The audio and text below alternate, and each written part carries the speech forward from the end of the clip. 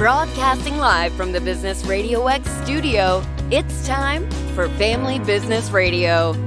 Showcasing outstanding family businesses and the advisors who assist them. Good afternoon. You're listening to an episode of Family Business Radio. I'm your host, Anthony Chen. Today we have two powerhouse guests that's going to be talking to us about business growth and how to prepare a business, not just for growth, but also for eventual exiting and succession. So to kick us off on the show here, we have Nathan Miller with Atlantic Consulting Solutions. Welcome to the show, Nathan. It's a pleasure to be here. Thank you, Anthony. Share with our audience, Nathan, as to what got you into business consulting. My background is, after high school, I spent 13 years overseas, living in Germany and Spain and Italy and picking up a few languages and getting a few master's degrees over there. So my first dive into business was actually through nonprofit. And I was the national director of nonprofit in Austria for a few years. When I came back to the States, I started my own construction business in Kansas City, where I used to live. And then after that, I transitioned into marketing. I became a business manager for a marketing company. And it was only in the last few years that I really developed a desire to be able to lead business owners, because I was doing that together with with our CEO and owner of the marketing company. And it was this last year that I reconnected with an old friend, Albert Assad, who has founded Atlantic Consulting Solutions and has been leading the company for the last 9 years. And so I've been a new addition to the team. Great. So with kind of your background, most people wouldn't connect the dots of, you go from nonprofit then to construction and then running your own marketing business. Share with us, how was that journey? If someone had came to you 20 years ago, hey, you're going to be doing business consulting, what would that conversation be like? I think things just naturally developed. When I was overseas, my first master's is actually in anthropology. And so I was very focused on helping the human person and helping people grow. And so the nonprofit was actually with a religious organization. But when I came back to the States, I was like, okay, I wanted to start my own business and do something different. And ever since I was a child, I just loved working with wood and being a handyman. And so that just seemed like a natural fit. And then I'm actually living in Atlanta now because of my wife, who is a psychologist and works here. And so when I moved to Atlanta, that was just a natural transition into marketing, because I was I knew about business and was looking for a new job. And so that was the transition there. Getting into consulting, like I explained a little bit, was just based on the fact that I was already consulting for the marketing company. I was the main man there helping them. And so when I moved also to Atlanta, I needed a new job and was able to reconnect with Albert. And that's the trajectory, how it went along. Great. So when people hear the term business consulting, that could be 10,000 foot level of very vagueness. Can you share or explain to us, what is it that you specifically do, or what Atlantic Consulting Solutions do? So as a business consultant, there's obviously many different types of consultants in the world, right? And our focus is really on the business owner. So we're focusing on small and medium-sized businesses, and we're there to help the business owner help their business to grow. So put everything in place to provide the structure for them to grow. So when we look at a business and we try to see what are the success factors, what are the things that are really going to make a business be successful, we really notice that the vision of where the business is going is extremely important. And then also just the internal culture. And we would say the management of the people. And when we say culture, we don't just mean having parties or whatnot, but really what defines that culture. If we look at a business like Tesla, for example, we see they're very efficient, and anybody who becomes a part of that team just has to be efficient. And so we help businesses focus on their own culture and to really define that so that they can also let that come out into their branding, and also help them in their hiring process and really get the team on board so everybody's on the same page. And then lastly, just helping them design their business model. In other words, we often mean finances by that, but it's not just finances, because when you look at finances, you're talking about numbers refer to things, right? And so when you're looking at numbers, it says a lot about how the business is structured and revenue streams coming in and how things work together. From a top-down approach, I would say when we help business owners, we're helping them structure their business in a way that has a solid vision for the future, solid branding, structure, and then all the finances are in place. Funny you mentioned a lot about culture, because we just came back from a luncheon that topic was about culture. So dig a little further in, because that term culture could sound, again, also very abstract. And then for those who are more numbers oriented, okay, that's a little, at the end of the day, what's the bottom line for me? Can you explain, or at least convince other people who are more numbers focused, like, where is that value? Right. And let's not say that numbers are not important, because finances, and we do a lot of finance, and we do an in-depth analysis and looking into the past and into the future and everything, and helping people develop that.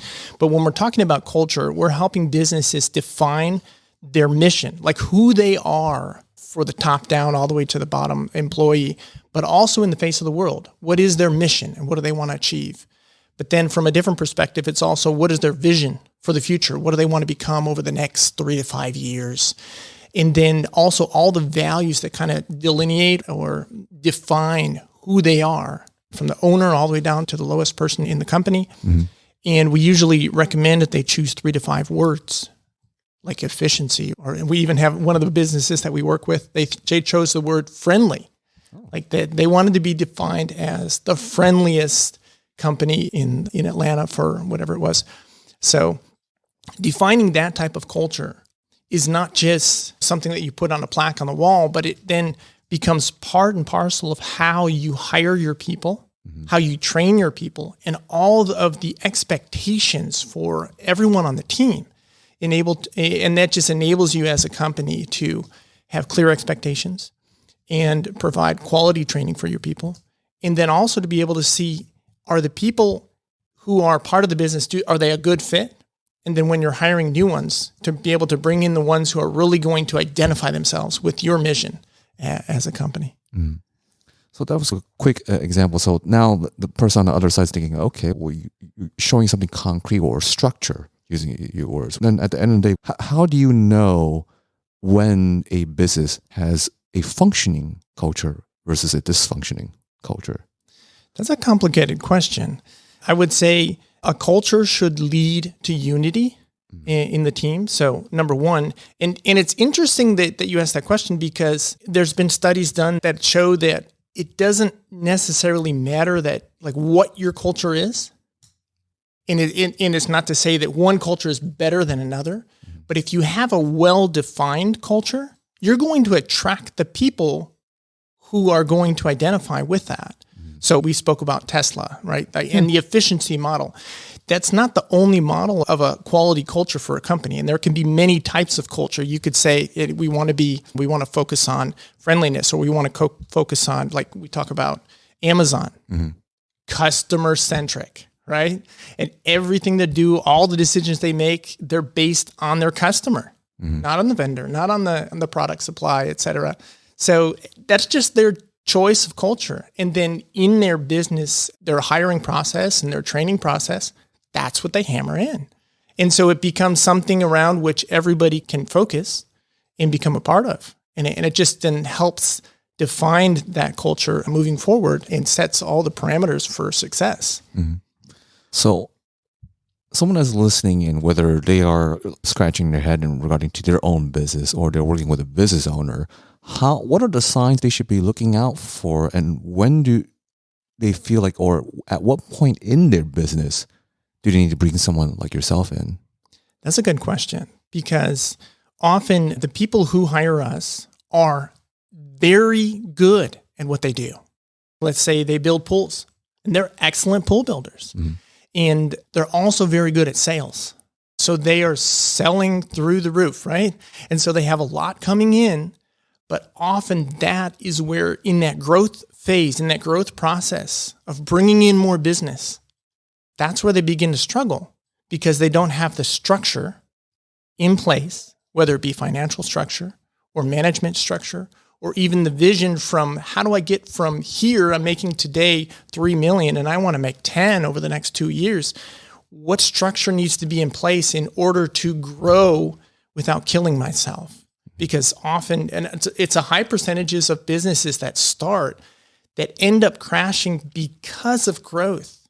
And so a good fit for us is somebody who's already making a few million. They're excellent in their trade. They're really good at selling, but they need all the pieces in place and all the tools to be able to grow, whether that be financial tools or management tools, or even from a visionary strategic perspective. It almost sounds like, from an outsider's perspective, is that the bottleneck is almost down to the business owner. Exactly. And so for us, one of the very first things that we do, what we establish when we're meeting with a business owner from early on in the relationship, is our relationship with you is not just to help you as a business owner manage your business, but it's also to help you achieve your goals. And so there's business owner goals that we also have, which is number one, financial freedom. And I remember not too long ago, we're talking with a business owner who has a very successful construction business. And we were conversing, and he's, I have as much money as I need, as I will ever need, but I am not free. I work late. I work on the weekends. And so he was financially free, but not free in the use of his time.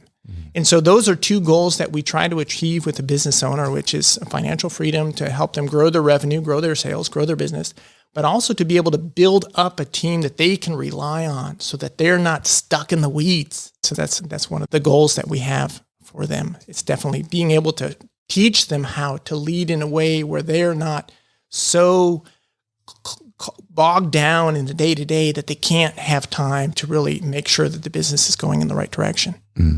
Yeah, I think that's a similar challenge for a lot of business or solopreneurs, where they feel the stress or the burden is all on them, and they're missing ball games with their kids, and like, oh, I really would like to have that time back. Yeah, absolutely. And how can I step away? Because there's really two kids. One is, of course, their physical kid, and then there's the business, which is the other kid. So I guess then segueing right into that is like, how do you help the business owner navigate that balance, or as you say, set up that structure? How would they even start? Often we start with a strategic element. So I'm just thinking of one of the clients that we were meeting with just a few weeks ago, and it's joint owners, and they have a company where they're doing construction. And the first thing that we had to do was clarify what their roles were. Like, what is really the job description of the business owner and of the other partner in the business, and then being able to design what we call like an organizational chart. And I'm sure you've heard of those for businesses, but even small businesses, say they have 5 to 10 employees, to be able to build that out in a way that identifies all of the job descriptions for the people who don't even exist yet. And often, for most companies, commonly it's a 3 structure. So you have your administrative side, your financial side, right? You have your operational piece, which is like getting the product or the service offered. And then you have the whole sales piece, which is sales, marketing, business development, et cetera. And so really identifying all the seats on the bus, even though the seats might still be empty. And so you might have a CEO or a business owner as in that position as CEO, but he's also leading operations, and he's also managing the team, and he's also running payroll over here in financial area. And so being able to define all of that and bring clarity then enables them to be able to additionally set a timeline for their future and to begin to plan for hires, right? Because they can say, I can get this piece off of my plate as a business owner. And then I need to train somebody to take over this role for operations, or I need to hire sales reps in order to lead my, the sales team, et cetera. So providing that structure and that clarity for a top-down view then enables them to be able to build out the team little by little, piece by piece. And often it's one hire at a time, right? Yeah, You're not going to go out and hire 10 people, but you're hiring one piece at a time, often from a very strategic perspective, to say what are the most urgent things, or what could be the best hire to get things off of my plate, so that I, as a business owner, can then dedicate most of my time to business development. It's good, because now you, at least for the audience and also for myself, can at least visualize, because you talk a lot about stress. All right, exactly what does that look like? But now we can at least see, I guess, either a web for lack of a better word, or org chart. We're going to go with that. And it sounds like you're right. You don't have the seat filled out right now, but we need to have a plan to eventually fill the seat. Is that kind of the end game? That's the end game, because those seats are currently being taken up by one individual, might have like 10 different seats, right? Yeah. So your CEO is doing those various roles. And as the business develops, it's a matter of adding people to the team to cover those roles so that they have more freedom. Because ideally, and this is what we find, is a business owner should be spending most of their time in sales, because they're the one who, it's their baby, and they're just naturally much better equipped to be able to land new sales and to be able to develop relationships with other businesses or other partnerships, et cetera. And so that becomes the natural transition from doing the stuff, the technician part and the management piece, to him actually allowing him to be the visionary and the salesperson. So then it's like we're coming full circle now, back to the culture bit. You talked a little bit about recruiting the right people. So now we know kind of a rough imagery of what here's what we need. Now, how do we find these right people to be put on the bus? And I'll go back to the mission and the vision and the values. And obviously what we're doing as well is for each role, for each job description, we're defining what we need first. So we're not going out and looking for people before we know exactly what we need. And then obviously following just a regular hiring process, or using even companies that help you to hire the right people. But you have that structure from a strategy perspective, knowing what you need. And then it's a lot easier to identify, does this person fit, right? Because you're asking them, what are your values? Or you're asking them if they're going to fit with the mission that you have as a company. And then little by little, you're filling in those seats. So then bringing it back in, I guess something even more concrete for our listeners is, what is the typical challenges that you find with the clients that you work with? I would say one of the biggest difficulties is something that we really haven't dug into yet, which is the financial piece. Simply because you need clarity about how you're actually doing in order to be able to grow, right? And so when we dig into finances, we'll do an in-depth analysis into the past, what we call a financial analysis, and we'll pull out even banking, from a banking perspective, how they would give you financial ratios to be able to see your performance in the past. And often, business owners don't have the tools in place to be able to take the data that they already have. So you're taking like a basic P&L and a balance sheet and your accounts receivable report, and you're plugging that all in there. And what we can do is run a report that will help them to see how their performance has been over time. And unfortunately, some will stay there. They'll be like, okay, that's how I'm doing. What we will do is we will help them build out a financial model looking towards the future. So we will help them to plan in a way that enables them to get clarity on the difference between what it costs them to run their business, which we usually call overhead or expenses, and the costs that go into the product or service that they're offering. That's often referred to as COGS or costs, right? And to be able to see the difference there and to categorize all that correctly so that they can plan for the future. Because if you know what it costs you, bottom line, to run your business, even though you're not making sales, then you can plan very efficiently for the future, being able to project the sales goals for the year and to project how much it's going to cost you if you, for example, open up a new location, or if you hire 3 more salespeople, or if you hire a new operations team. You're going to have much more clarity. And so often business owners will come to us and they'll say, yeah, my finances are in place because they have an accountant or whatever, but they're not using the data actively to be able to plan for the future and set those goals for the future. And so that's what we will definitely help them do. So that's the past. That's the future. And then there's a few tools that we use to help them in the day-to-day, and it really depends on your business. One of those tools is what we call the costing model, and that enables people to take their overhead expenses and bring it all the way down to their very concrete business unit.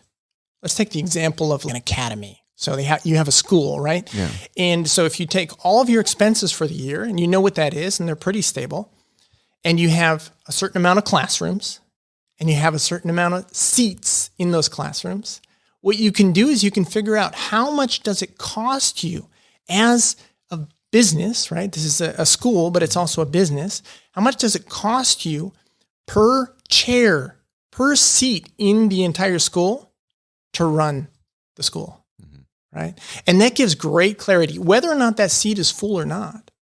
That gives great clarity for a business owner. And in here, we're talking about a school. We could talk about a roof or per sales team, or just depending on, it could be per truck if you're running like an HVAC company. So it really depends on the business, but bringing those costs all the way down to the very concrete through that costing model. And then for those businesses that are still struggling with their cash flow, we have one last tool, which is what we call a cash flow forecasting tool, to enable them to see not so much on a year basis over the next year with my goals, but on a day-to-day basis or week to week. Am I going to have enough money to pay my bills? And so we have tools and spreadsheets that help them do that in the day-to-day. And once we provide an owner or a company with those kinds of tools, they're able to make better decisions. And so when I say decisions, I'm talking about setting the right goals and bringing that all the way down to enabling their people to make the right choices about how they spend their time from week to week. Wow. So for our listeners that kind of got a little bit of taste of, okay, not got me a little sold a little bit, at least on the culture part, there's at least I can see what's costing me or what's the value there. And also those who have perhaps are not using as much as they should in terms of what's available to them on the financial side. How can they best find you? I would say the best way to find us is on LinkedIn, Atlantic Consulting Solutions. Find us there. You can also go to our website, atlantic-cs.com, and we can connect with you there. Even online, there's some tools. There's some really neat infographics that you can use, and there's even a scorecard that you can do yourself, to score yourself to see how you're doing as a business owner. So that's where you can find us. All right, thank you. Now, segueing from our discussion of growing a business, now how do we sell or have a succession plan around the business itself? So we have Carl with Marsh Creek Advisors. Welcome to the show, Carl. Great to be here. Thanks for having us. It's great. Yeah. So share with our audience, what got you into the exit planning sphere for the business? Yeah. And so it starts out that I was third generation in my family business, Anthony. And so I love that this is all dedicated to family businesses. I was an interesting story because I tried to get away from my family business. I did everything I could to be as far away as possible. I went into a completely different career in education and helping students and teachers and parents and all that kind of thing. But over time, it just kept calling me back. Really glad that I took that break from being in the family, even though I had started in the family business from 5 years old. Wow. And cleaning shoes. So I learned every aspect of the business, but it also gave me a chance to experience outside of that. So here I am back in the business, third generation, partner with who was my cousin, and working with my mother and my uncle. My mom and uncle finally decided, okay, it's time. Mm-hmm. So my cousin and I bought the business from them, and we got them their exit. Mm-hmm. And we looked at each other and we said, we have to decide, are we going to grow this thing, or are we going to let somebody else do that? This is time for a revolution in that business. Mm-hmm. And we ultimately decided that it was the right decision to let somebody else take it to the next level. And I'm glad that we did that, especially because that was right before this thing called the pandemic. Oh, wow. And talk about grace and timing. Didn't see any of that coming. Mm-hmm. Couldn't take any credit for that whatsoever.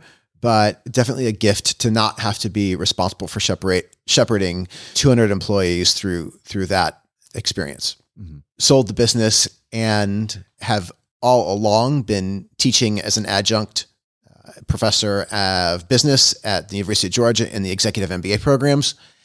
And so people come up to me knowing my background in the family business, knowing my background in education and and said, look, why are you not helping people do what you did and sell their business and find the right buyer and make the most? Nathan talked a little bit about the freedom that comes with owning a business. And then there's the ultimate freedom that comes when you decide to move on from that and sell it. So I think that's a little bit of the theme today, is really making the most of freedom as a business owner. So what would you have liked to know then as you were going through that process? Now, obviously, you could not have predicted COVID coming in, but as you were making that decision with your, I believe you mentioned was your cousin, of, okay, maybe we should have someone else step in to take the business to the next level. Like, walk through the audience through that thought and conversation process, because it's not easy because for family business, it's just that burden of, oh, I'm the next generation. I don't want to be that generation that drops the torch. But that's like stepping away and setting aside your ego. This is what's best for the 200 employees and for the business itself. Like, how was that like? Yeah. So that decision, we were regional at the time, and we had, so I'll share a little bit about the business itself. It was in the wedding and prom space, bridal gown, tuxedo, suit, bridesmaids, all that. And so that industry was heavily impacted, and basically those events disappeared off the calendar for 2 years. Obviously, we didn't know that was coming. And when we looked at the industry as a whole, it was starting to consolidate, and more successful operations were just larger. And if you think about what it is to participate in one of those events, especially a wedding, especially in Atlanta, we have people coming from all over the place, and being regional didn't help us there. So strategically, it made sense for the business to become nationwide. And we didn't feel like our strengths were not in taking something from the Southeast to the nation. And that's why it was actually pretty easy to make that decision. It was logical. There are a few things. You asked me what I wish I would have known. Once we made that decision, there are a few things that I wish I would have known then that I know now. One of them is that all advisors are not the same. I made such a mistake I went to a friend of mine who was very well respected and connected in the investment banking side, which is M&A on steroids. And I knew that he was not somebody that was going to assist me directly with the transition of this business, but that he was someone who's connected in the space and could help us find some good advisors. And he referred us to a connection, and I took the family and we went to see them. And this was years before we were actually planning the event, but thinking about what might be next, and sat down with him. And the family walked out of that conversation at the end and felt really uncomfortable.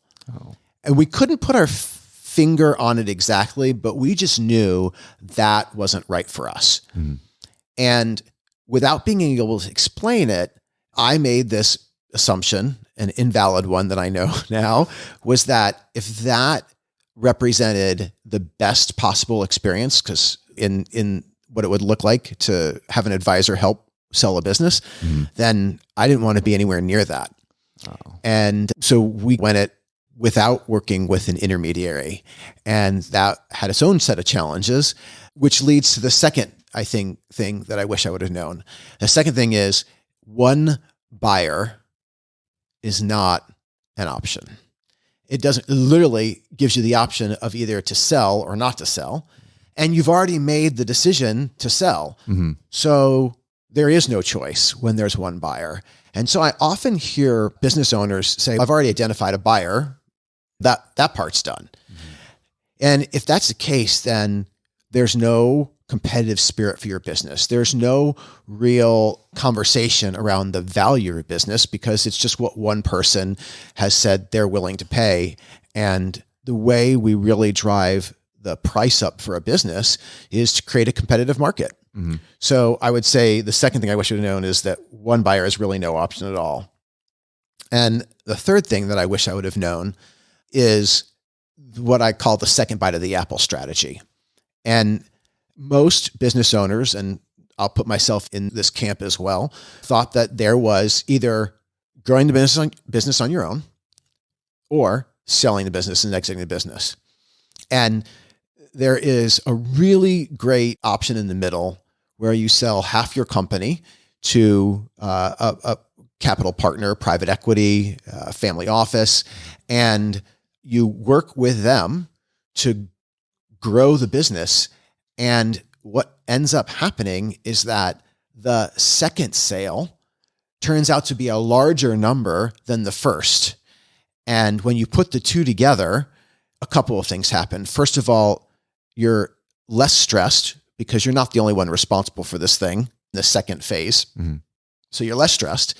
And then the second part about it is you have two liquidation events, and the sum total of that is much greater than typically what happens in the first, because with someone who's a capital partner infusing capital and also just someone who's excellent and practiced at scaling a business, and you have them in your back pocket, then it turns out to be a larger number. And so we've seen people that their first exit was 5 million, and then 5 years later, their second exit was 25 million. That's awesome math any day of the week. It's good that you mentioned or brought up the phrase second bite at apple, because most people outside the whole M&A sphere wouldn't know what that term means, or let alone, because most people, at least the stereotype with business owners, I either sell or don't sell. That's that, as you would say, that's not much of an option. and then you brought in, well, there's actually a third route, and is being able to have someone to guide you through that process and take that business to the next level, which leads to the next question of, at what phase of a business or what time should the business owner consider that third route? Yeah. When you think about, obviously a business needs to have a lot of systems and structures in place. A business that is attractive to a buyer is also a business that is fun to run. And so you want to have good management team in place. You want to have good processes and procedures and structures and systems in place, but it doesn't have to be perfect. It obviously has to be profitable. So you can't still be in the mode of investing all of your money back into the business. If it's not profitable, then it's going to be more challenging to have a variety of equity partners get interested in the business. Mm-hmm. But once we're starting to see net profits that are nice and healthy, and that number, by the way, is different criteria for different capital partners. So I don't want to say here's a hard line for what that number needs to be. Mm-hmm. But once that we're seeing a nice trend of increasing revenue, a nice trend of increasing profit, and we have a story to tell about the opportunity of the future, when we can put those things together, now it's a great time to start marketing the business. And we do it confidentially. There's not any pressure. If you don't get offers that you're excited about, the business is only better off for that it's had this opportunity to try. Because in the process of preparing your business for sale, you're going to learn a lot about how buyers view the business. Just the simple act of getting a business valuation, for instance, is going to help business owners, understand the value that's there and also start to understand the risks that are there from the buyer's perspective. And when you do that and you go to work on those things, you can increase value significantly. And then when you do come back to market, whether it's 1, 2, 3 years down the road, now we have even a stronger business that's going to appeal to a greater number of buyers. Then perfectly segueing to the next question would be the valuation of a business. Now, of course, every business owner would say, oh yeah, my business is the next Amazon. No, it's not $1 billion. So how do you not only break that news, but explain to the business owners that will be listening in, what are some of the major factors that you see as a mistake that would actually devalue the business? Yeah. Okay. That's a huge question. So there's a lot to unpack here. Yeah. And let's first to look about business valuations. I think that you're right. There are a lot of business owners who have a sense that their business is worth more than it is. In fact, most do. That's okay. And so we take a very fact-based approach and think that it's easy to look at this from when we take a house to market. Mm-hmm. In the real estate market, we can look at comparables, mm-hmm. and we can say, what do other houses in this neighborhood and the same square footage, same age, same sort of look and feel, all that kind of stuff, what are they selling for? We can do the same thing with businesses. Now, the challenge is that information is very closely held. That's why someone like an advisor in mergers and acquisition can go do that research for you and has access to those, because we submit our sale information into a database and therefore have access to that database. And we can pull comps and help get a sense for what the value of the business really is. Another challenge about valuations is that there are a lot of different types of valuations, and there's valuations that you might use when you are looking to transition the business to, say, a younger generation, maybe for an ESOP, employee stock ownership, or a management buyout or a partnership buyout. So those things, you need a different type of valuation, right? One that's going to stand up to an IRS question. You also have valuations that someone who's going to help you buy insurance for, like, key man insurance, we call it, or buy-sell agreement insurance, right? So those insurance advisors can run evaluations as well. The problem is that those don't typically look at comps in the market. And so they serve the purpose that they serve. They don't necessarily tell you what your business is going to sell for in the open market when we have willing buyer and willing seller come together. I think that further adds to the confusion of what's the value of my business. What's the short answer to that? Go to an advisor and ask that question so we can help.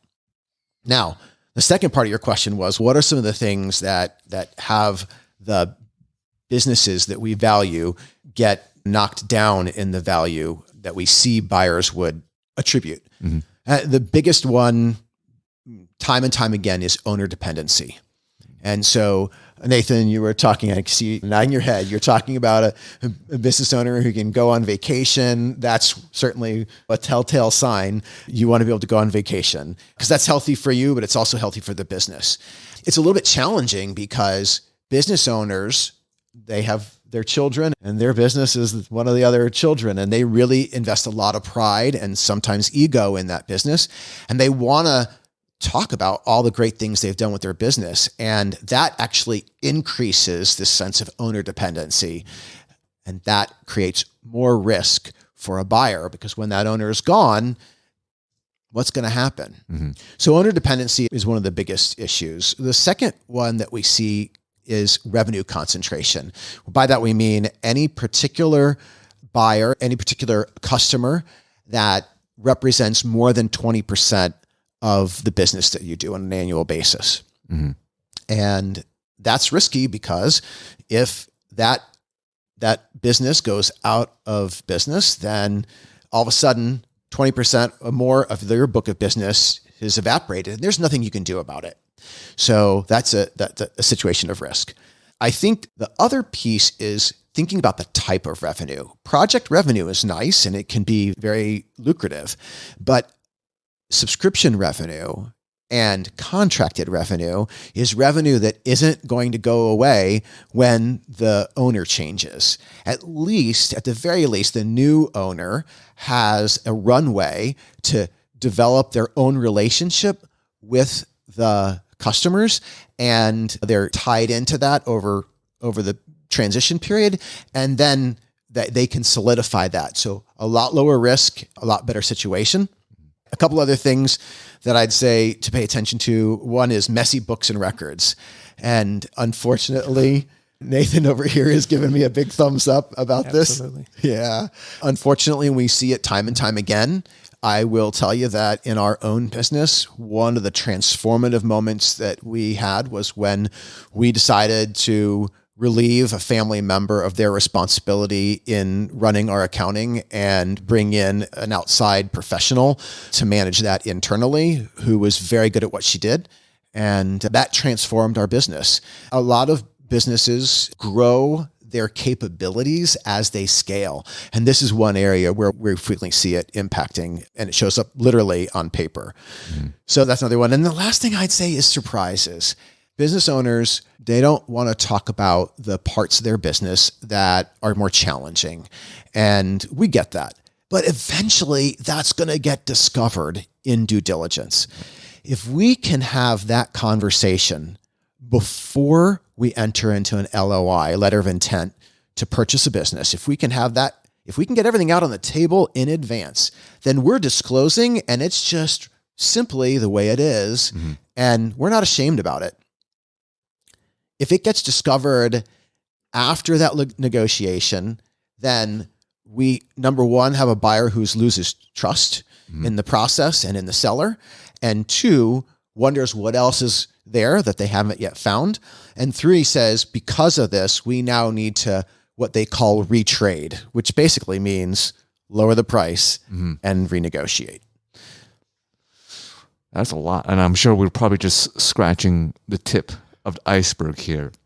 Then flipping on the other side, because we focus on a lot of things that could go wrong. What are some of the things that you see that a business owner can have or already have in place that actually improves their value? Yeah. One of the things that we touched on there was about the type of revenue.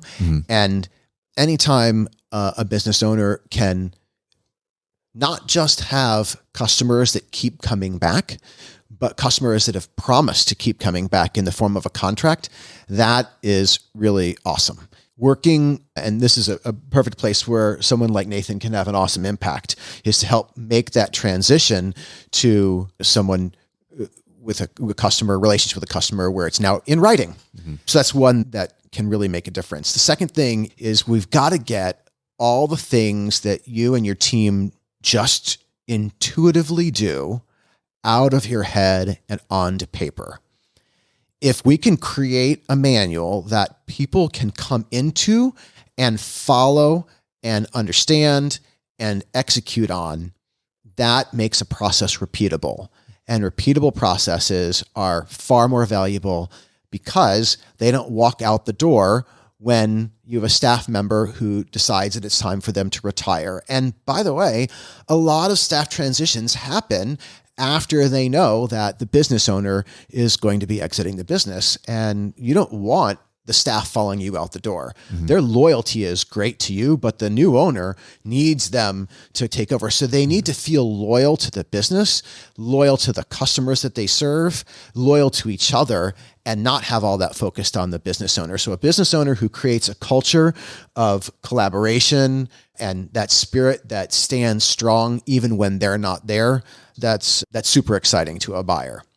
That goes hand in hand with having an empowered and an engaged management team, that they make the decisions. A business owner who has people come to them asking questions and starts by turning the table back around and saying, Sally, it's a great question. What do you think we should do?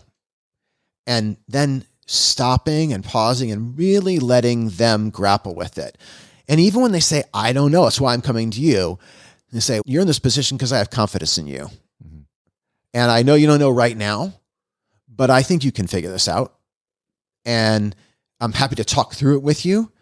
I get that you may not have all the tools and resources that you need right now to answer this. So I'd like to come back, have a conversation about this in a couple of days or a week. And I'd like you to at least throw me some options on the table. They don't have to be right.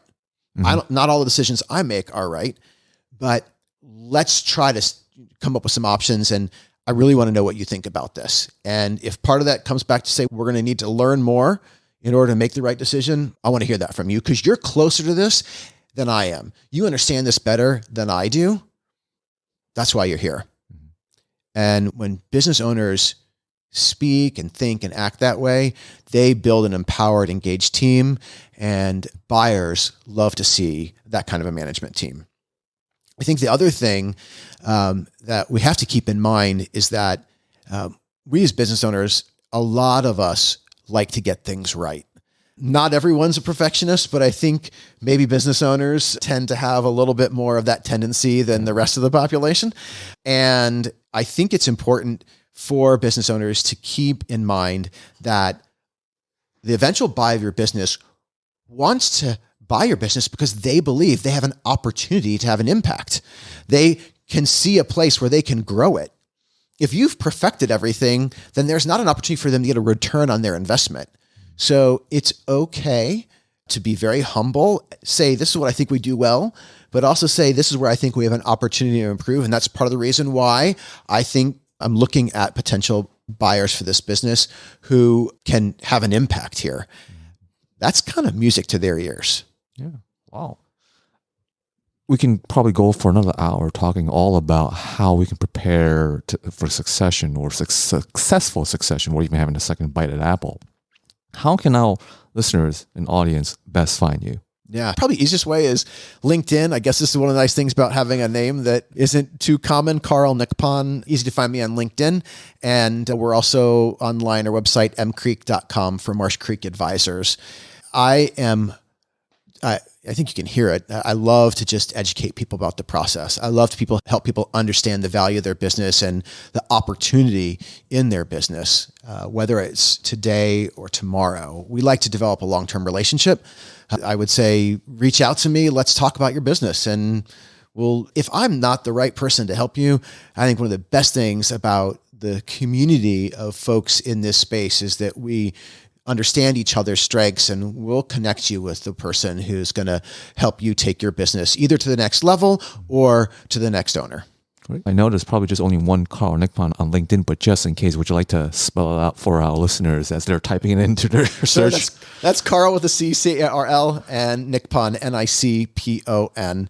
You could also, by the way, I guess I did the email address, carl@nicpon.com, just to make it super easy for people. Yeah. Schedule a time with me, we'll talk. Great. Thank you. My pleasure. So going with the theme of today's conversation, all around culture and how can really fix some of the things in the business to really improve upon it for growth and set it up for success for a sale down the road. So to bring our two guests back with our universal questions, the first would be, what is a common mistake that you find with most business owners that is a low-hanging fruit which can be addressed immediately? So again, that's what is a common mistake you find with most business owners that is a low-hanging fruit, followed by what is a common missed opportunity for businesses when it comes to growing and having a successful succession. So as we give our incredible guests here some time to think over, this is the legalese section of the show. The show is sponsored by yours truly, Anthony Chen with Lighthouse Financial Network. Securities and advisory services offered through Osaic member FINRA SIPC. Osaic is separately owned, and other entities and or marketing names, products, or services referenced here are independent of Osaic. Our main office address is at 575 Broad Hollow Road in Melville, New York, 11747. You can best reach me also along with LinkedIn at Anthony Chen. That's just last name C-H-E-N, or my email, anthonychen@lfnlc.com. Bringing our guests back, again, the two questions. The first was, what is a common mistake that you see that is a low-hanging fruit that can be immediately addressed, followed by what is a common missed opportunity for business when it comes to growing and having a successful succession? Nathan. Thank you for the question. I think the first one is very simple, actually, and I would say it's across the board. It doesn't matter what kind of business you're in. Focus on your people. Invest in your people. At the end of the day, people's what makes everything work, right? Mm-hmm. Finding the right people, but also investing in your people, spending time with them, and really trying to bring your people together, whether it be through regular meetings or training opportunities, but just really that decided focus to invest in them for their benefit and their growth. The second thing would be ask for help. I don't think anyone is an expert in everything, right? And I think especially a business owner, they have a mindset of, hey, this is my baby and I want to take care of it. But often entrepreneurs, when they're getting started, they have this great talent, which is, I'm going to figure it out. But as things grow, it's very important to find the experts who are going to support you. Find the CPA, find the attorney, find the consultant, find the marketing company, whoever it is, to be able to help you because they are experts in their field. And I think it's easy enough to do, but it's a hard psychological jump to say, I can't handle everything. But that would be the easiest recommendation for that. Thank you. Carl. Yeah, great question. And I'm going to piggyback a little bit on Nathan's answers here. We'll start with the most common mistake I see, and that is that business owners don't know the value of their business. And when 80% of your wealth, at least statistically, we understand that 80% of a business owner's wealth is tied up, locked away in their business. And if you went to your financial advisor and said, hey, what's my portfolio looking like? And your financial advisor said, let me get back to you. That would be a red flag. And yet we don't know about the largest chunk of our portfolio. So one is get a business valuation. And in our case, we do those many times complimentary for the business owners that we work with. So that's step one. This question about missed opportunities is definitely a ride along here because a lot of business owners, they are used to doing things on their own. It is lonely at the top, but you don't have to be alone. And I think the missed opportunity is not starting early enough. There are many things that you can do to improve your business and your personal financial situation and take more home over the course of a transaction if you have time to plan. But if you don't, then you're forced, some decisions have already been made for you and you lose flexibility. So I would definitely say missed opportunity is not starting early enough, not bringing in professionals. And look, as a business owner myself previously, I can say I'm always looking at what's that going to cost? What's that going to cost? Here's what I'll say. Any advisor that's really good at what they do will always way more than pay for themselves. And it will be a better investment because it's going to amplify what you do in the rest of your business and more than pay for itself. The return is absolutely there. Thank you so much for your insights. Again, to close out, how can our listeners best find you to gather more of your insights and dig a little further beyond just the tip of the iceberg? So once again, LinkedIn for us, probably Atlantic Consulting Solutions is an easy find, and our website is atlantic-cs.com. I can also be found on LinkedIn. My name is Nathan Miller. There might be about 20 of them there, but I should be connected to Atlantic Consulting Solutions. Yeah, totally get that. Carl Nicpon and Marsh Creek Advisors, LinkedIn, email. We're really here. Just reach out and schedule a time to start the conversation. Thank you both. Great to be here. It's been a pleasure. So now a little as we're closing down the show, we have what's called Anthony's Financial Take, and theme from our two incredible guests talking about how to plan, how to set oneself up for success. I think the theme really we're going to revolve around is don't be afraid to ask for help. Because at the end of the day, when we're planning for not just financial freedom, but also life freedom, having the time to be able to just maybe go out on a ball game with kids or doing the things that we want to do and not be chained to the business or chained to the 9-to-5 job. It takes a full team. It's not just myself here, although I'm a little biased, having a financial advisor in your corner, but you should really have an attorney, a CPA, insurance broker, and many other advisors helping out in the sphere where each person may deliver more value than whatever that fee associated cost would come with. So at the end of the day, if you want to have financial and life freedom, you got to find yourself an A-team. And thank you for listening to Family Business Radio.